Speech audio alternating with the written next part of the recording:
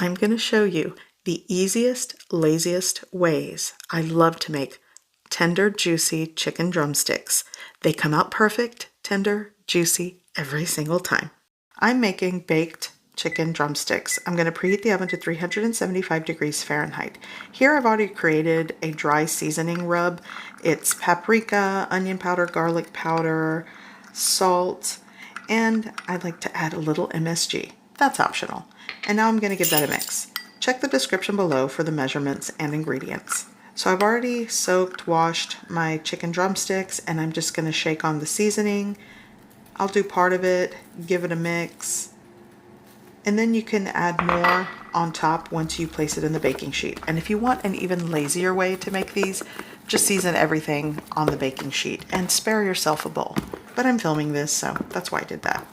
Okay, so place it on your baking sheet. Your oven's already preheating. You can put parchment paper down on your baking sheet. I didn't. So I'm just gonna season with some lemon pepper seasoning because I forgot to put it in the rub. By the way, season this however you like. Whatever seasoning rub that you like best. My grandmother used to just add salt and pepper and it was good. Okay, so I baked these at 375 degrees Fahrenheit for close to 1 hour and they are done. No fuss, you put them in the oven, time it, and it's ready. Tender, juicy, and the skin is so crispy and has a snap. And if you're looking for sides, Mexican style rice, chipotle rice, beans, mashed potatoes, macaroni, and veggies, it all works. It's perfect for a weeknight dinner. It's so easy to make. So I'm going to show you the other lazy, simple way I love to make chicken drumsticks. Today, I'm being lazy, but that's not going to stop me from making one of the best slow cooker fall off the bone chicken dinners. With creamy mashed potatoes, I use a mashed potato hack and roasted asparagus. Look at this. The perfect bite for a lazy day. So good. Here we go. To start, I'm working with thawed, rinsed chicken drumsticks or chicken legs, and they're going into a 6-quart crock pot. Okay, so I'm going to season with some Montreal chicken seasoning. Here I also have some onion powder, salt-free lemon pepper. I'm just going to add the rest of that bottle into 2 tablespoons of all-purpose flour. And I'm also going to be using some original all-purpose blend. It's like a season-all salt. Here's garlic powder and smoked paprika. Season your chicken how you like. Eyeball it. I do. I'm also going to be adding chicken bouillon powder into the mix. So I'm just going to combine all of these, and this is what I'm seasoning the chicken with. So here, I'm just going to shake on part of it. I have my hand gloved because I kind of want to mix it in. You probably could do this in a bowl to make life easier, but you know, I like to make things hard on myself. Okay, so just going to sort of coat the chicken as best as I can, give that a mix, and then I'm just going to shake in the rest. Actually, I'm going to remove this glove. Carefully kind of put it inside out. There we go. And now I'm going to shake on the rest of the seasonings. Season how you like. You actually do not have to use any of these seasonings. You can use any rub or seasonings you prefer. This is just an easy recipe for slow cooker drumsticks. It's so simple. Cover with the lid, and I'm going to set this on high and let it cook until the meat is cooked through and tender. It's going to take minimum like 3 hours. Cook time always varies. Back to the cooking. So I'm going to make these boursin mashed potatoes. It's really just this boursin cheese with mashed potatoes. So I'm going to peel these. You could use gold potatoes. I like russet. I find that russet potatoes, when you're mashing potatoes, just gives a creamier, velvetier texture. On a side note, I am not a professional chef or cook. So if you disagree that the russet potato is a superior potato in mashed potatoes, I probably would say you are correct. You might know more than me. This is just what I prefer. And it's usually budget friendly at my local grocery store. Okay, so I'm going to rinse these potatoes really well. I'm using definitely over 1.5 pounds of russet potatoes, maybe 2 pounds.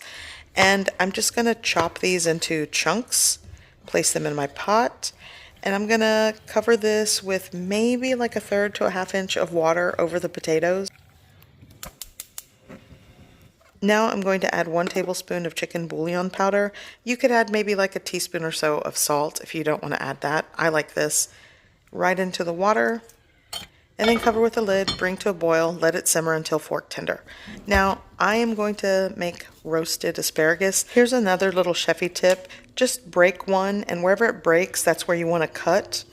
And I don't remember where I saw that. I'm pretty sure I saw it when I was younger on a cooking show. I used to love watching cooking shows on PBS. Okay, so I'm going to clean all of the asparagus. And by separating it from the rubber bands and doing this, you know, you get to weed out things that you don't want to eat, like this. And I'm just going to continue rinsing, making sure there's no debris. I'll probably rinse it once or twice. But yeah, you definitely want to do this. Actually, this asparagus is really thin. I noticed that in my local grocery store, but you know, it is what it is. So I'm going in with some avocado oil, and I'm going to season with McCormick's lemon pepper. That's it. So really simple. Like I always say, season things how you like. If all you have is salt and pepper in your pantry, you know, do that. That works. You know, I understand that people, when they are cooking, they don't have this like extensive, plentiful, bountiful pantries to work with. I get it. So salt and pepper works. Okay, so let's just spread this into a single layer on a baking sheet with parchment paper, and I'm going to roast these at around 425 for maybe 10 minutes or so. It's not going to take long because these are really thin. Okay, crockpot chicken is basically done. This took 3.5 hours on high. It also depends if your chicken is going in cold. If it's super cold, it will definitely take a longer time to cook through. But this is falling apart, and I want this morsel for myself. So my mashed potatoes should be done. I'm using a chopstick. Fork tender works. No resistance on the chopstick, so these are cooked through and tender. I'm going to strain out all the boiling liquid, but I will leave around ½ cup in the pot for flavor. I'm going to unwrap this Boursin cheese and just put it right into the potatoes. Honestly, this idea is on their website. I remember this was like a mashed potato hack not too long ago. I'm adding hot milk. I put the milk into the microwave. That just helps to keep things warm as you're mashing these. And just combine everything together with the milk, the Boursin cheese. You can add salt and pepper to taste, and those are the mashed potatoes. I don't know, they are really good. And adding the chicken bouillon powder to the boiling liquid really does add great flavor. I know people like to boil potatoes in chicken stock or chicken broth. That also works. By the way, if you are new here, welcome to my channel, Simply Mama Cooks, where you can find easy recipes, subpar recipe video edits, and personal stories you didn't ask for. Welcome.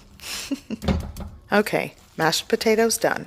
So my asparagus is done at this point. It did not take very long at a 425-degree Fahrenheit oven. Simply seasoned with a lemon pepper seasoning. That's it. These are done. So asparagus, delicious. Mashed potatoes are creamy and flavorful.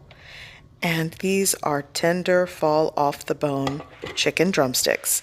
Okay, so I'm going to plate dinner because everyone is hungry. And I can't wait to dig into this comforting, cozy meal. Look at this. And check this out. The sauce at the bottom of the slow cooker thickened because of the all-purpose flour and the seasoning that I kind of shook onto the chicken. Okay, going right over because it's so flavorful.